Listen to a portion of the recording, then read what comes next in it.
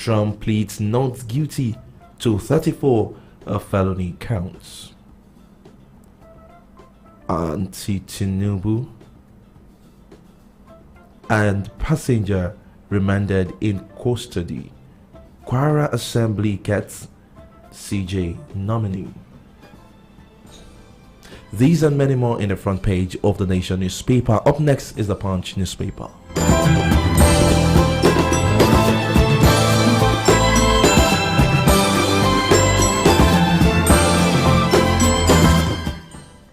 And the front page of the Punch newspaper, post-election threats, Obi Dati risk treasonable charges, federal government warns. Labour Party presidential candidate deputy calling for insurrection treasonable minister. Obi should face the law, says APC. Federal government's allegation reckless, says Obi PDP. Rebs condemn calls for interim government, ask DSS to arrest enemies of democracy. Foreign investors shown Kano, Rivers, Ogun, 24 states. Naira crisis, cash circulation low, NLC tells CBN. Nigeria more divided than civil war era, that's coming from Sanusi. Protest as Trump pleads not guilty to criminal charges. Afenifere crisis deepens, youth ask Debanjo to step down. Whitney Corona case, Chrisland's independent autopsy. Protest as Trump pleads not guilty to criminal charges. These and many more in the front page of the Punch newspaper. Up next is the Guardian newspaper.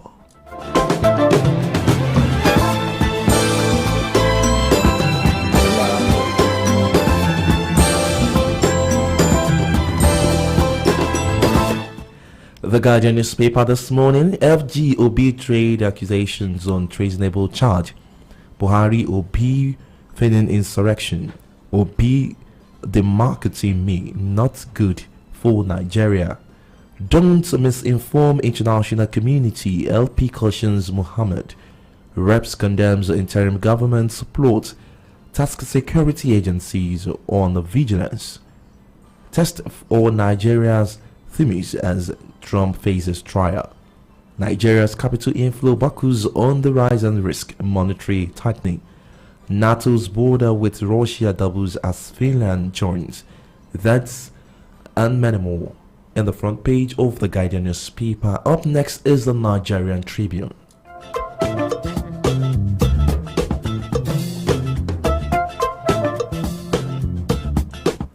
And the front page of the Nigerian Tribune this morning, treason allegation Obi knocks Lai Mohammed. Your accusation malicious or fictitious, it says, as minister accuses him of treason, inviting insurrection. Says INEC withheld uploading presidential results on suspicion of cyber attack. NCC denies tracking, leaking Obi's phone conversation with Oyedepo. Media group slam NBC over 5 million naira fine on Channels Television. Court orders interim forfeiture of ex Nemasa DG's 725 million naira Banana Island property. 8 students abducted in Kaduna. Buhari orders Nasani boss to vacate office. Adamawa PDP insists on wreck removal, says Adamawa people will never surrender mandate. I have no preferred candidates in Kogi. That's coming from Atiku. NAS presiding officer APC governors meet today. Reps condemn calls for interim government. Query why Obasanjo Dati were not questioned. In historic arraignment, Trump pleads not guilty to 34 felony charges.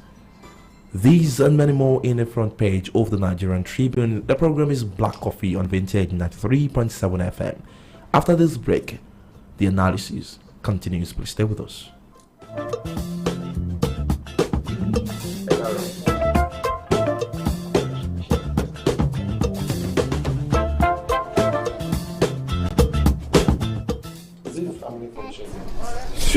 At home, in the kitchen, in your office, in your car, everywhere, wherever, whenever. We got you covered. We are 93.7 FM. Vintage. From the rising of the sun in the east to the setting in the west, we are unchanged, unparalleled. We are vintage. 93.7 FM in Badon. Your city, we are here. In Badon. Check us out on 93.7 FM. Vintage.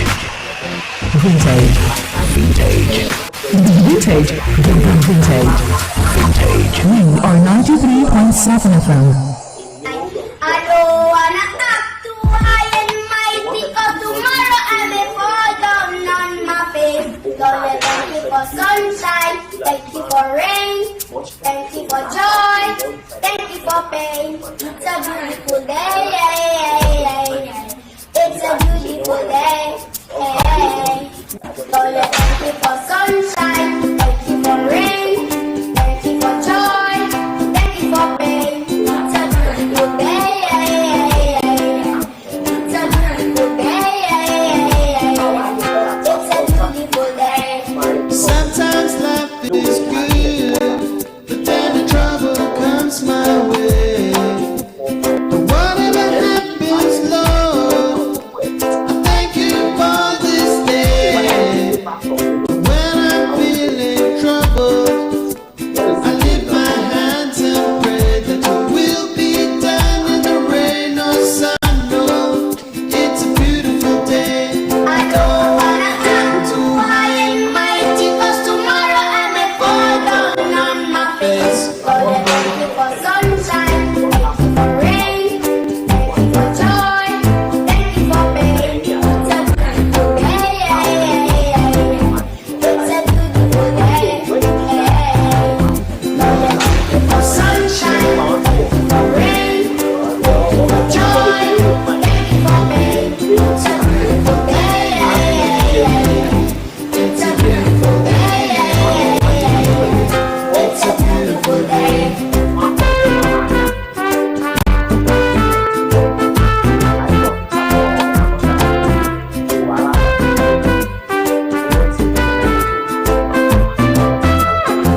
I give you thanks when I'm feeling lonely. I give you thanks when I'm feeling glad. I give you thanks in the morning and a thanks in the evening and a thanks when I'm feeling sad. I don't wanna act too high and mighty, 'cause tomorrow I may fall down on my face. Lord, thank you for sunshine,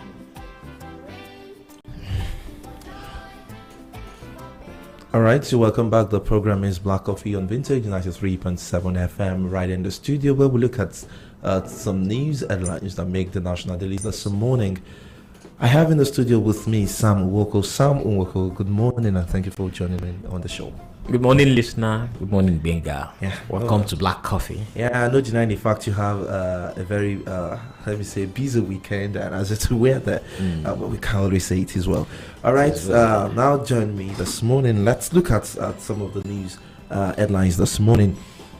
You see in almost all of the front pages of the national dailies this morning has to do with treasonable offense allegation on Peter Obi and his supporter. He's a deputy now. He's a running mate. He's running mate. That is a deputy. Now, looking at this whole scenario, don't ever forget that the penalty for treasonable offense is death. Now, do you think in all that has happened, there was a treasonable offense? I am not a lawyer, but I would say let the courts tell us if there are treason, if there is treason or treasonable offenses in that. The deputy, Obi's deputy, that's Dati Ahmed. Yeah. Dati Baba Ahmed, Dati Ahmed said if Tinubu is sworn in, then democracy is dead in Nigeria. So that could be interpreted in very many ways. So lawyers know how to do that. But for me, as an individual, I would say they need caution in some of the things they say, because the Labour Party, the entire team of Labour Party will be led by Obi.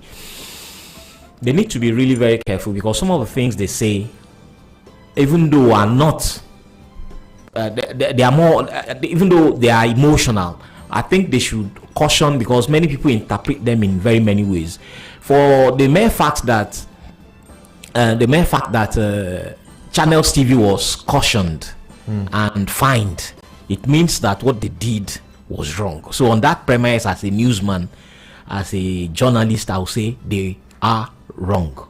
But in the face of the law, I know there are so very many things, including witnesses, that will be called to testify in the case of treason. So the lawyers will take care of that side of the bargain. But as for me, as an individual, I think we don't need all this tension. This matter is already in court. So why is it so alive outside the courts, when the courts are there preparing to make their moves and start all the necessary action? So for me as an individual, I would say that we need caution at this time.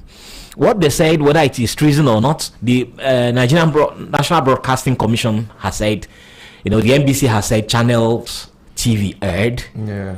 So they have been cautioned. So as journalists, I would say they have erred on that side. But on the face of the law, they have various interpretations of things. Let them interpret it in their own way. If the call for Obi and his team to be sued for treason is accepted by the federal government, that is for the federal Obi to go and clear himself, because he has even dissociated himself for it, and several other angles to it. But like I said, there are two ways to look at it.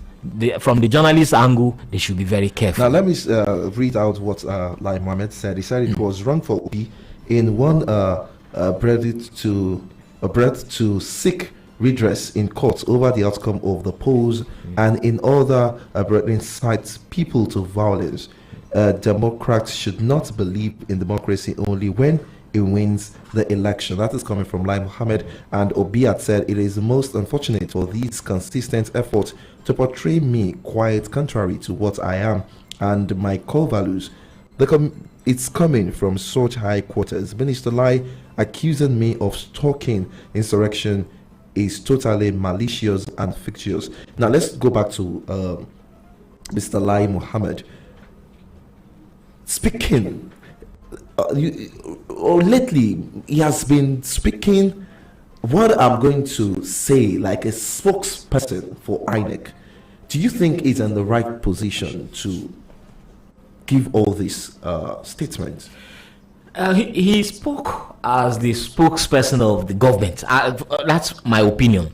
He spoke as a spokesperson of the government, directing his speech to the accusation, to the contention that Obi is inciting violence.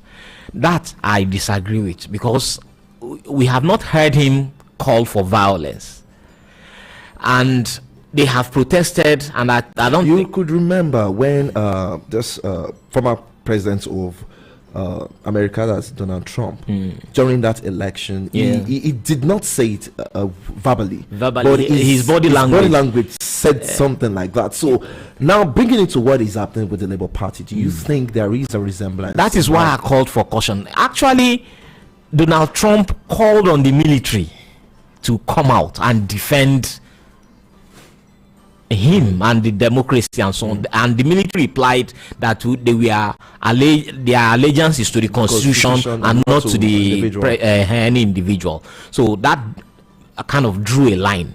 But now the federal government has come out, not as a political party, not as a unit of the government and things like that, but as the government to say, calm down, stop your supporters and stop inciting violence. I don't know if what Obi is doing is calling for, because Obi himself has not been speaking. If you watch it, he has not been speaking. The speech that has been lashed on is that interview granted by his running mate. aired on Channels TV, and then the supporters latched on that to declare what is even Festus Keyamo has been trying to caution people on Twitter and so on and so forth. Now all these things put together is tapering towards one thing, and that is the fact they have taken to court what they call their own evidences. Now, instead of allowing the courts use that same democratic means, because if you look very well, Obi has been going about, there have been times when people see him around and things like that. But if it remains that the people are not happy that things like this have been going on, the happiness is one-sided. If people are not happy, those who voted for him are not happy, let them wait, and the court which they have approached should do all those things. You don't have to be in court and at the same time protesting. What is the protest aimed to achieve? If the protest is aimed at achieving getting your what's it called now, the so-called mandate, if the protest is aimed at getting the mandate, then what is the need of going to court? Now, if you went to court, which is the right thing to do, what is the need of protesting? So those two areas need serious caution regarding those two areas, because it's affecting the polity, and the tension is rising, which is not good for us. In the front page of the Punch newspaper, Obi should face the law, says APC. And also, Rep condemns calls for interim government, ask DSS to arrest enemies of democracy. Rep condemns calls for interim government, ask DSS to arrest enemies of democracy. In this context, who is the enemy of democracy? In this context, ordinarily, it will be easy to say the enemies of progress are those democracy. Enemies of democracy are those who are calling for interim government. But look at it very well. Why will the DSS be saying we know those who are doing this and yet refuse to act on it? Why will they come to caution them instead of arresting them and bringing them to the public glare?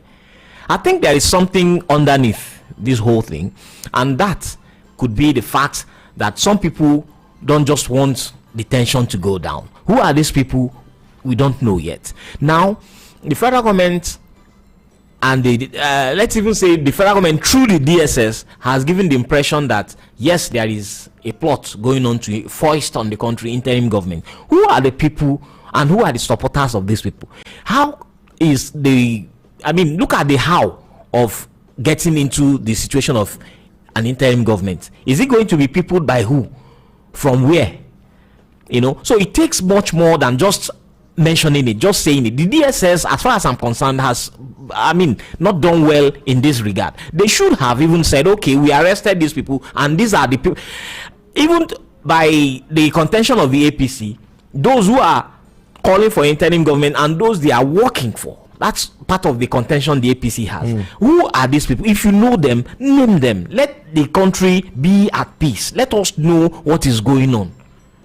We should know what is going on, because they are not giving us information. They are trying to shake hands with a clenched fist, which is wrong. They are keeping Nigerians under tension. If an institution as respected as the DSS can come out to say, yes, it is true, people are plotting to foist interim government on the country, then they should go ahead and tell us that, look, arrests have been made, these are their sponsors, and so on and so forth. You don't just come and make a blanket accusation like that and then go back and sit down and keep quiet. All right, you can be part of this conversation by calling 0909 999 7937, 0909 999 7937, or 0704 7937, 0704 7937, or 0909 999 7937. These are the numbers you can call to put your thought on what we've been discussing.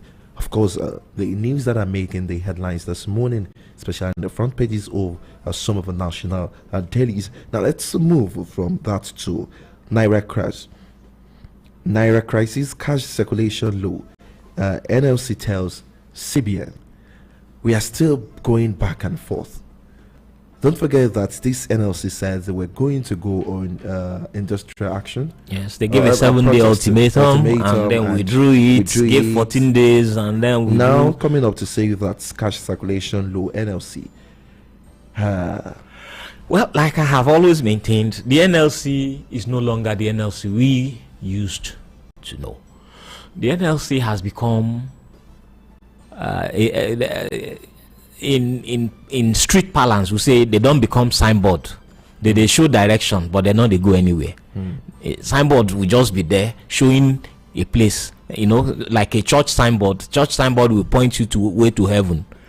But church signboard itself will just be there. It's not even struggling to go to that same heaven. That's what I liken the NLC to. But they spoke these days. Yes, I mean, anybody can speak.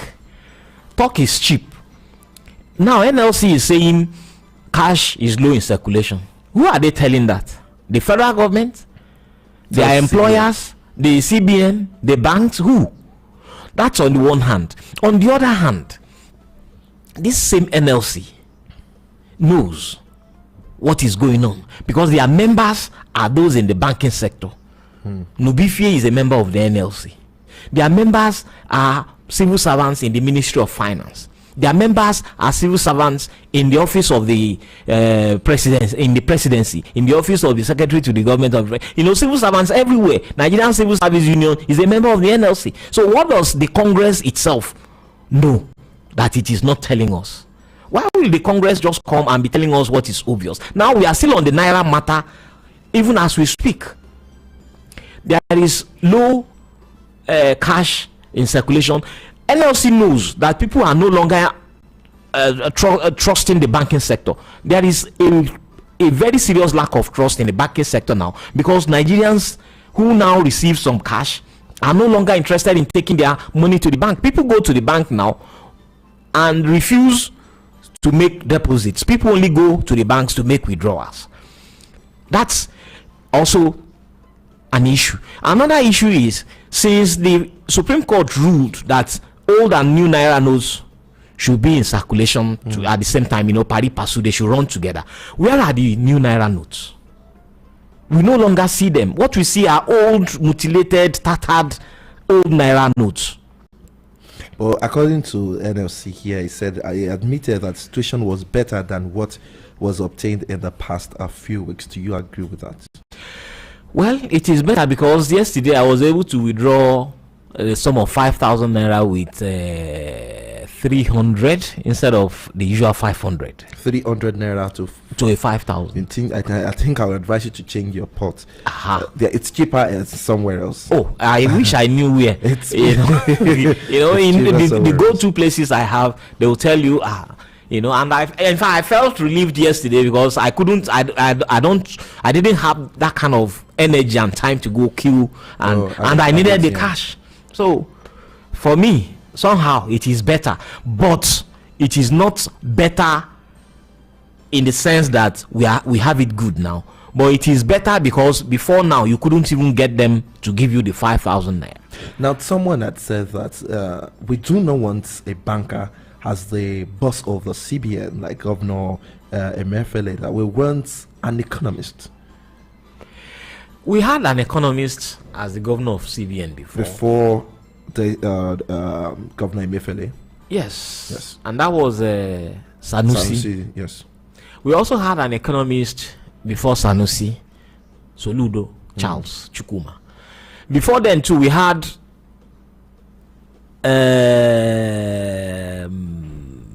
I'm trying to remember his name. He was also an economist, the man from Akuku. Now, what is the difference between an economist and a banker? Let them tell us. An economist has it in all. An economist can be a banker. Can a banker be an economist? The answer is yes. But if you say your training is this and you have added another one to it, which is economics, to the banking, then it comes to the fact that all we want is the services that we buy, that will make our country, our economy, our financial sector, our monetary policies to be that which is making people happy. But as we have it, both economists and bankers have not made our because I know that in the team of those leading the CBN today, there must be economists there. So if he is the governor and his economists who are advising him say this is what you should do, and he does it, then don't we have economists there? We do. So it means that the economists themselves are handicapped because I still insist that there are strings being pulled from somewhere more powerful than where the CBN is seated. He's only like a puppet. So he's a puppet on a string. It's not speaking that he's being pulled on, being bossed around. Yes, he cannot speak because there is oath of secrecy sworn by those who are public servants. There is oath of secrecy. That's on the one hand. On the other hand, there is what we call state power. Should Nigeria understand with him and leave him to do what he's doing? Unfortunately, Nigerians cannot understand with him because he's the man, he's the poster boy. You know, he's the turtle on the post. How he got there is by the powers of some people. Why did this administration retain him for 2 terms if he wasn't doing well or doing their bidding? Why will he be the one in charge of the CBN up till now, coming from where he came? He was the CBN governor in the past administration of PDP's Jonathan, and he's been retained for the past 8 years, and he's the longest serving CBN governor now. And look at how the whole thing is unfolding before our very eyes. So what is that which he is doing which has encouraged everybody to retain him in that administration? You know, can't he be sacked? So it's something that needs to be looked into. Do we need to disconnect this scenario with the statements of the president-elect Asiwaju Bola Ahmed Tinubu saying "Egbe Pokpamo, Ekowo Pamo, Amadibo, Amawole" to what is happening? Now, do you think it's connected to the election process? This is after election. The elections are over, and even over after the postponements and so on. Everything is considerably done. We are through with elections now. Everything has shifted to the courts. So what else are we talking about? If the Ekpo, are we still even talking about Ekpo? We are long gone with that. We no longer are talking about Ekpo. That's petrol. Whether there is scarcity or not, Nigerians are not talking about it anymore. The attention is shifting gradually to the fact that there may be subsidy removal after now. Tinubu has hinted at it that it may be difficult, but he's going to do it. Before we get to that, because it's what we'll be discussing, so don't forget you can be part of this conversation by calling 0909 999 7937, 0909 999 7937, or 0704 7937. You can also join us live on Facebook at Vintage 93.7 FM Ibadan. You leave your comments there for us to read. We'll go on this break. We'll be right back. Hello, good morning, okay? Good morning. Good morning, your name and where are you calling us from? Yeah, my name is Prince. I'm calling from Abu. Please make your point. Hello, can you hear me? Yes. Yes, okay. I want to speak on what the federal government said about Obi committing a treason offense. I want to ask your guest if he can actually say something, as in like a statement to be said that it's actually a treasonable offense.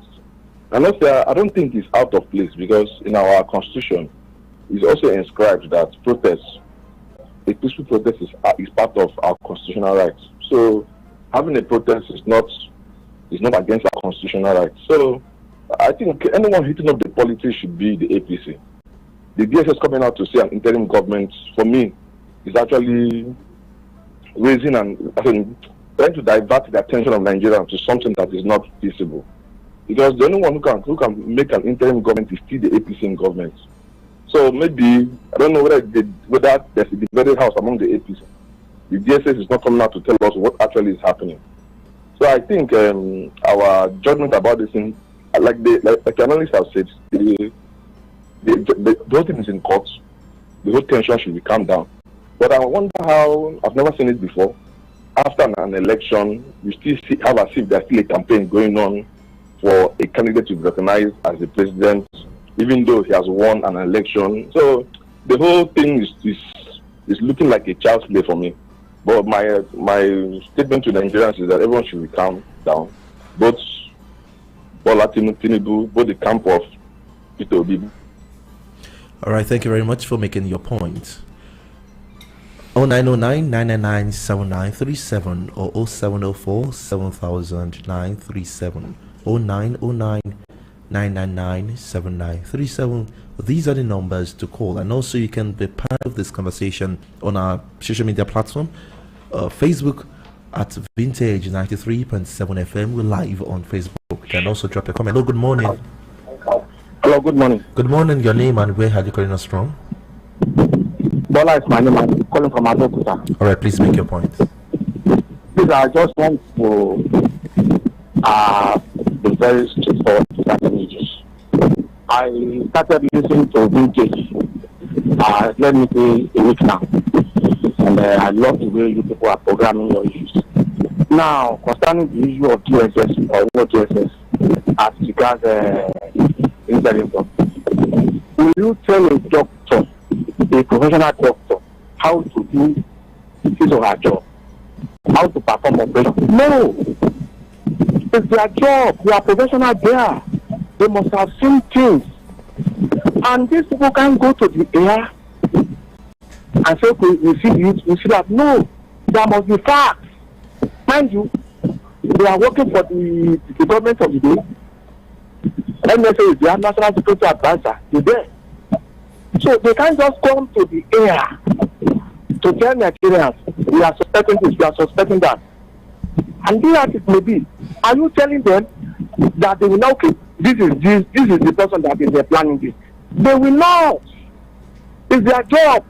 They are professional there, so people should go and relax. Stay cool temper. They know what they are doing. And at the end of the day, you will see what is going to happen. Good morning. All right, good morning. Thank you for that compliment. Also, Nigeria more divided than civil war era. That is coming from Sanusi. Do you agree with him?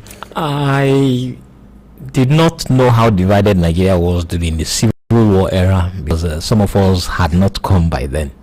But I know, having grown up enough to know when democracy came around, that Nigeria is now more divided than we were. Nigerians are now more divided than we were since democracy came. Of a fact, I recall very well that there was even a time the Ministry of Information of the federal government, the Federal Ministry of Information, launched the Good People project. It was Dora Akunyili. He came up with a project that was trying to portray Nigerians as very good people, which we are. Because Nigerians, the ordinary Nigerians, are inherently good. It is when politics come, that is when you begin to hear, he is this, he is that, he is not this, he is not that. If politics is not on the plate, if elections are not in the horizon, it is difficult for you to see all these cracks until Hello, good morning. Okay.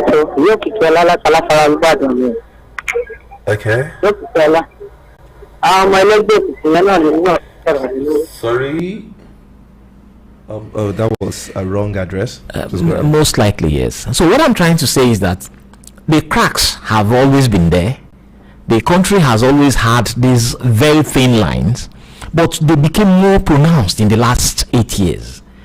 They became very, very well pronounced. They become, it's like fault lines. Fault lines became more visible, and Nigerians were now more into their cocoons and so on, because the accusations of nepotism didn't start today. If you Google nepotism now and the current administration, you see a lot of things Nigerians had said.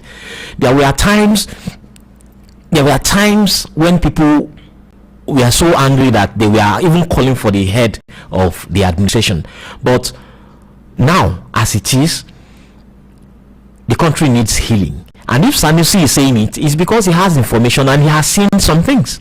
So I do not disagree with him. Who are the major player in this, and do you see it ending soon? 0909 999 7937 or 0704 7000 0704 7000 or 0909 999 7937. Of course, you can also join us on Live at Vintage 93.7 FM Ibadan. Sam, I was asking that, do you see this ending soon? Well, I hope it ends soon. I want to believe I'll see it ending soon, because we expectedly hope that Tinubu, who is coming to become the next president, is a more liberal person. We had a president that was not liberal. When you say liberal, what do you mean? By liberal, I mean somebody who can be taken to be more accommodating. He looks at Nigeria beyond certain perspectives. By that I mean, look, you know, and all of us read it, and we also have it as we speak today, that there were times people were calling for Nigerians of other zones and other regions to be appointed into some sensitive positions. It was an argument. When you look at the military, when you look at customs, the ports authority, and all those major areas, they are occupied by northerners, and Nigerians were like, oh, there are southerners who can do this. But they say no, there are ministers. That's constitutional, and 36 ministers, because each state is expected to be represented on the Federal Executive Council. Each state is expected to have a minister, and that's just statutory. And some of them have been so redundant. I know that there are ministers from Ondo State whose name you may not remember. There's a minister from Abia State who you may not even know. Hello, good morning. Hello, you're live. Good morning. 0909-999-7937, 0909-999-7937, or 0704-70937. Please go ahead. Yes. So that division started from then. I remember when the issue of Senate President came, people said no, Senate President should not come from the north, like it should come from the south. But it was decided, and the north was there. Now, hello, good morning. Good morning. Please, can you speak up, please? Yes, this is Vintage. Please speak up. Remember, during the time of when Goodluck Jonathan won the election, your name and your location, please. Buhari said one word that is reasonable enough to hold him. He said that he will make Goodluck Jonathan government. Your name and where are you calling from, sir? Please. Yeah, this is John. This is Mr. John from Akobo area. Okay, that's right. Buhari said that he will make Goodluck Jonathan government ungovernable. That is reasonable enough to hold him. Nobody hold him. Nobody threatened him. All this threatening of APC with Buhari, threatening Nigeria, threatening people. No, if you protest, they will kill. If they will protest, they will say anything. Would they leave us alone? Enough of this suffering now. APC have been suffering from cutting Nigerians since 8 years. Nobody said anything. Anybody that said anything, they will threaten them to arrest the person, and everybody just keep calm. Can we keep calm until we die? We all die for hunger. Let them leave us alone. All right, thank you very much for making your point. So, as we were saying, we are talking about division now, or yes, division. Nigeria are more divided now. Yes, you see, thoughts are coming from every angle, and the most prominent is this treason issue. Now, what I'm saying is, Nigerians have been calling for more inclusive government, and it has not happened in the last 8 years, according to the past, according to many of the perspectives. Now that this administration is moving, there is a need for us to heal, to mend the cracks and bring the country together, and that's one of the huge tasks before Tinubu. If you look at all the agencies in the country today, most of them are headed by people from one particular region of the country. I mean, all, name it, even the FRSC and so on. So nothing has been seeded, and nothing, by seeding I mean the spread is not enough. People of the southeast have been lamenting that they have nothing, absolutely nothing to call nothing to bring them, to make them feel integrated into the government. And people are saying, okay, you did not vote for the administration, so you are not expected to benefit from the administration. But constitutionally, or maybe morally now, it shouldn't have been so. So the new government should find a way to mend these cracks. The new government should find a way to heal these wounds, because they are there. They are affecting the people, they are affecting the polity, They are affecting the democracy we claim to be practicing, and they are affecting many things that people are doing as individuals and collectives. And it is very dangerous. That is why what is happening in Lagos, the people from the southeast are claiming now that they are being persecuted and so on. Such things should be nipped in the bud, so that the unity we are trying to build, the country we are trying to build, will not be ruined from the beginning. That those people that were expecting holding political posts are acting deaf to all these things. Or have you seen anyone come out to address this? They are acting deaf, but we hope that they would open their ears and listen to the cries of Nigerians. And when this happens, it should happen in time good enough for it not to have gone out of hand, for Nigeria to be a better place for all of us. It is a dangerous precedent set by this administration, and unfortunately it was one of the things that was used to campaign against the APC. They said it's a Muslim ticket, you remember, and Muslim ticket, by all the argument that time, was that it's not inclusive of the other religion. But there are other religions, not just one, which is Christian, a Christianity. So it was not an issue of Christianity, Islam. But now we have made it to appear as such. And now that it has appeared as such and the elections are over, is it not healing that we should be seeking now? But the things now the political leaders are not even talking about healing now. What they are talking about now is who has said what, and who is committing treason and who is not committing treason. We shouldn't even be going that way. We should be looking for ways to heal the land. We should be looking for ways to integrate ourselves and bring Nigeria back to what all of us expect it to be. Still talking politics. REC in trouble over alleged bribes from governor. Resident Electoral Commissioner REC is in trouble after allegedly collecting princely sums as bribes from an outgoing governor. They said REC was taking orders from the governor contrary to his oath of office. The governor attempted to smuggle in the ballot papers they printed for the March 18 governorship and House of Assembly elections. That's in the Nation newspaper this morning. Well, now, to me here, it's like two stories. The REC being in trouble, and the governor who had printed ballot papers. Yes.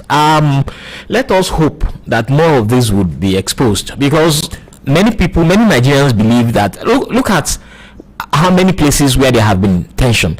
You see, one of the things that has made me happy in this election is the election of Oyo State. It is the first time since democracy when after elections the co-contestants congratulated the winner openly and in such a way that there is no tension, none anywhere. You feel it. Hello, good morning. Please go ahead. Yeah, you will feel it that here now there is no tension. You cannot compare what is happening here to what is happening in a place like Rivers State. You cannot compare what is happening here to a place like Adamawa State. Let's even use those two as examples, just as examples. And now look at what happened in Ogun State, in neighboring Ogun State. There is tension after the governorship election, but what many people are looking at is the presidency. So after the presidency, I'm sure many people will now begin to hear the stories. They will begin to hear the stories. So I suspect that there are much more than one REC and one governor involved in issues like this.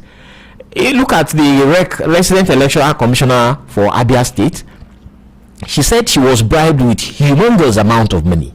They offered humongous amount of money. She rejected it and said no. And the governor in reaction said, look, I don't know her, I have never met her, and things like that. You don't need to meet her. You have emissaries, you have aides, you have commissioners, you have, even in a place like Obin, where local government, where some people were arrested with already completed ballot papers. Is that the governor there? So that means that there is a ballot paper outside the ones that were issued by INEC. So how many of those do we have around the country? And now this one has not been named. The governor was not named, the REC was not named. Let's just hope that by the time we are done with the so-called treason and so-called interim government issue, and we have a government in place, the tribunals will begin to hear a lot of things at the tribunals. Right, finger crossed there. 090999 7937 or 0704 7937 0909 999 7937 or 0704 7937. Good morning. Good morning. Good morning. Your name and where are you calling us from? I am Job Adimola Please make your point. from Ibadan. Nobody should threaten the democratic process coming. Nigeria needs peace at this crucial time in our history. So the Labour Party changes the political configurations of this country. During the election, there are some improvements. So we urge Nigerians to remain calm. On the federal government. Okay. But the reality on the ground calls for caution. We urge the people to maintain integrity, to shun violence. Because when people protest the contradictions, they are coming in direct conflict with the law. And police, DSS will never stand idle and make you create problems. So we don't want what happened during the NSAS protest to happen again. So let us move forward. Thank you very much. All right, thank you for making your point. Sam, before we go, I just want us to look at these Afenifere crisis deepens. Youth ask Adebanjo to step down. A group of youths under the ages of Yoruba Afenifere Youth Organization of Nigeria have passed a vote of no confidence in Pa Ayo Adebanjo, the leader of the Pan-Yoruba Social Political Organization Afenifere. The group advised Adebanjo to kindly step down as the acting leader of the Afenifere in the interest of the organization and the entire Yoruba race. They made a call at a press conference held in Lagos yesterday. In a communique, the group condemned the suspension of 2 national officers of the Afenifere by Adebanjo. This, they said, was done without the approval of the leader of the group, Pan Ruben Fashionati. Yes. Well, I don't know that group. I'm hearing its name for the first time. But that is just by the way. That is by the way. The group itself is part of the politics of Afenifere. Pa Adebanjo has been resolute in his decisions, in his speech and so on. So we allow him to his opinion. But if the Afenifere says this is what we want, let Afenifere say what let it decide what it wants. And the youths have said no. Balaba, we don't want it this way. And they have heard their opinion. So let's hope and expect the senior, the Afenifere, the leader of the Afenifere to now react to this and maybe take to the decision of the youth or reject it, and then we will be here to hear what they have. Let's see if we can pick one more call. 90999 7937 0704 700937. That's the line to drop your comments on the show this morning as we are wrapping up. Sam, what is going to be your thoughts? Let me say your closing shots on the show this morning. Well, like I said at the beginning, we must allow this country to thrive. But there are so very many encumbrances, so very many things holding the country back. We shouldn't add to it. We shouldn't be. We should not do things that will increase the burden on the country already, because the Nigerian masses are already overburdened. And for this, I think it's very important that we look at how our characters affect the deeds of the others, either in positive or in negative ways. And we as individuals must act in ways that will help this nation to be a better place. Thank you very much, Sam Woko. Thank you for lending your thoughts on the headlines this morning. Well, we'll close with what I started with. Sometimes our actions are more meaningful than words. Let's act right always. And with that, I'll be drawing the curtains on the show this morning on Black Coffee and Vintage 93.7 FM. Tomorrow is another time when I'll be joining and my colleague on the show. My name is Oluwagbemiga Olabisi. Please enjoy the rest of the day.